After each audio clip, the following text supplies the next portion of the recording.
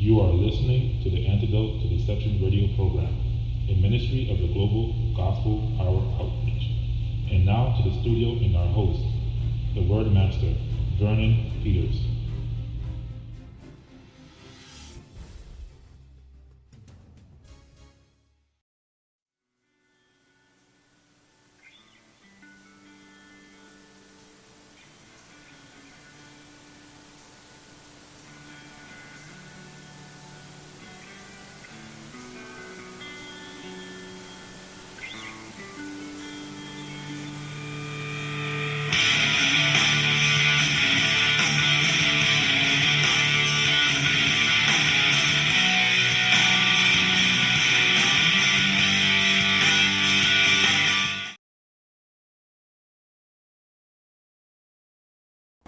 Hello friends, welcome to The Word Master Says, The Word Master Presents, presentation of the Antidote to Deception Radio.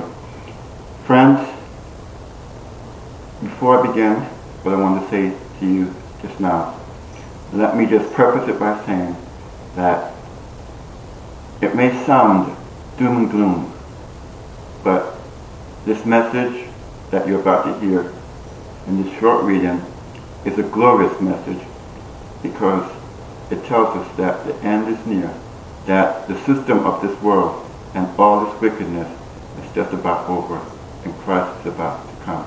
Friend, this is not sadness and sorrow.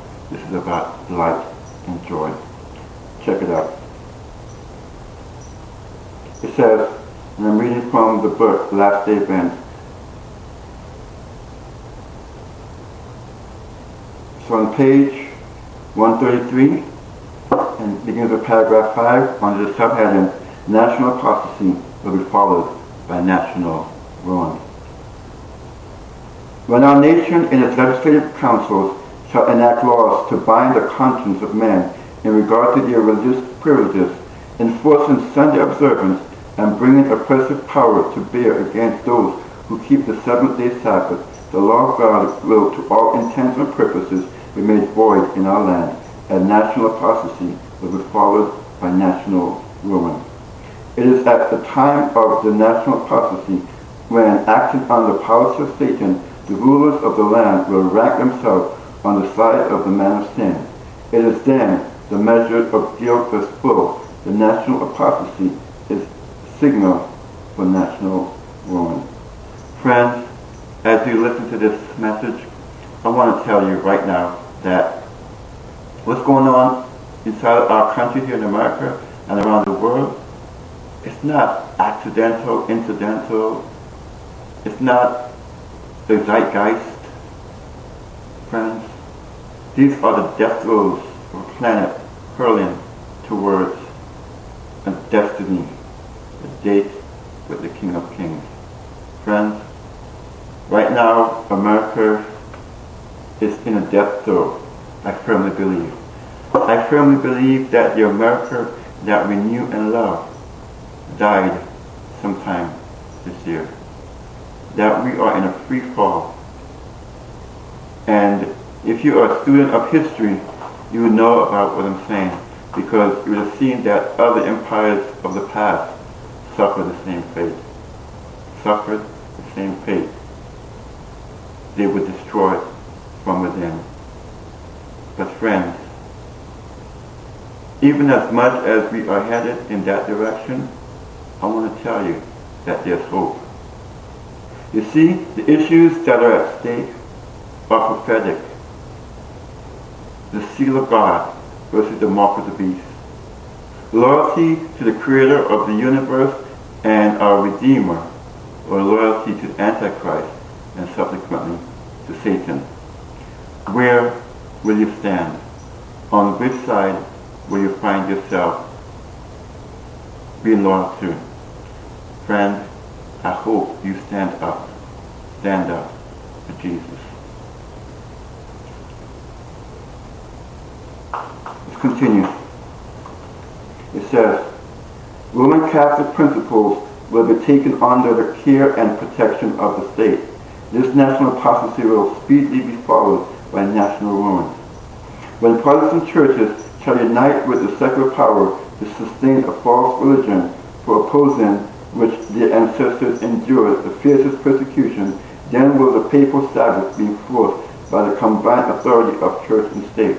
There will be a national apostasy which will end only in national ruin.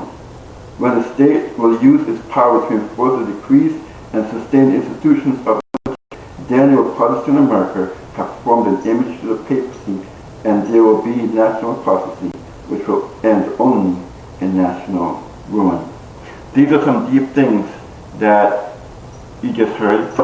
Many people can't wrap their heads around the fact that this country, this land of the free and the home of the brave, can and will come to a place where it finds itself on the wrong side of democracy.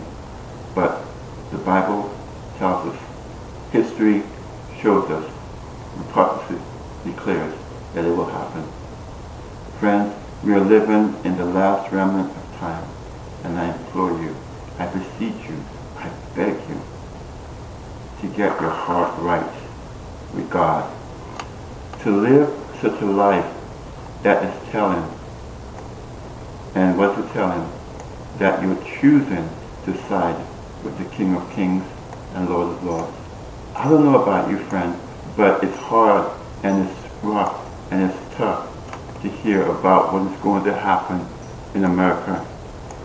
It breaks my heart to see and believe that the things that I just read about are going to take place. But the Bible says that there will. And the only way that I know to escape these things is to stand on the side of the King of Kings. To be found in him, not having our own righteousness, friends. Remember I said, this is good news. This is not gloom and doom, because all these things are signs that the end is nearing, that Jesus Christ is about to put in his appearance. But before the crown must come across, Lord, help us. It's going to get so intense, friends, that you and I are going to wish, not only were we not born, but we never made the decision to follow Jesus. But you know what? We're told that in our greatest moments of anguish, in our deepest intensity, in our Gethsemane moments, friends, that just like they did with our lovely Jesus, the angels of God will surround us and they'll give us hope. Thank God for that, for the wonderful Savior we do have. And I pray by the grace of God that you will continue to love him more and more. Friends, allow him to come into your heart. Allow him to do a work that has not been done before. It's not too late. It's not too late. Friends, won't you let Jesus come into your heart right now? Let that be your desire. I pray that it is.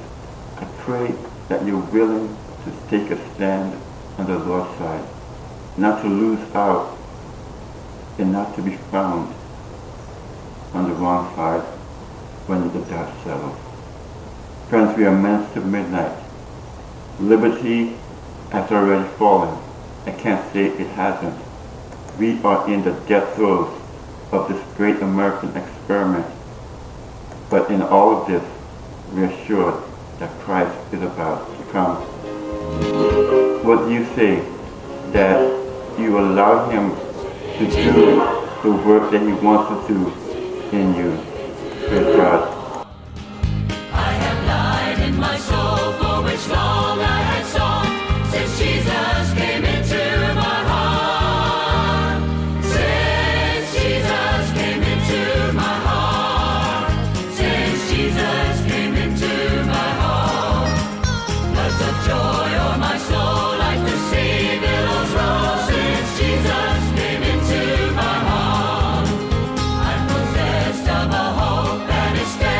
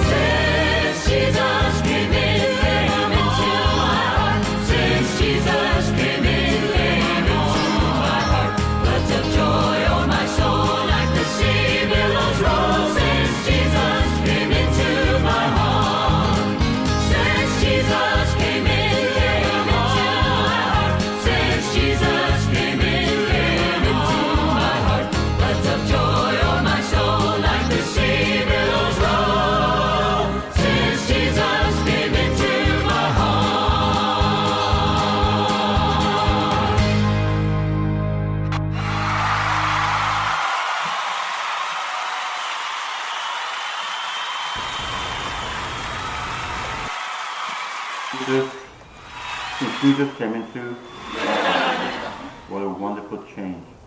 Friend, as I get ready to get off the air, I just want to pray for somebody out there. I just want to uplift you to the throne of God. You're looking around in your world right now and you're so confused. From coronavirus to killer bugs to riots and outright revolution and rebellion. When is it all going to end? How is it all going to end? And how will you come out when the dust settles? Friends, you can know for sure by doing just what that song says to do. Allow Jesus to come into your heart. Let us pray. Heavenly Father, thank you so much for your words to our hearts today. Father, my heart goes out to that one person who is looking around the world so confused, don't even know what to do, thinking that it's all about their job and their house and everything about them, Lord. But I pray, oh God, that after hearing this message, that there will be a turnaround, realizing, oh God, that the issues are greater than what we think they are, oh Lord. That on the surface it may boil down to race and to faith, oh God. But help us understand that it isn't. But it involves enemies that we cannot see. So Father, please help us to continually be soldiers until death, the translation. Help us to fight manfully the battles of the Lord and to come off more than conquerors through him who loved us. Hear our prayer, O Lord, and continue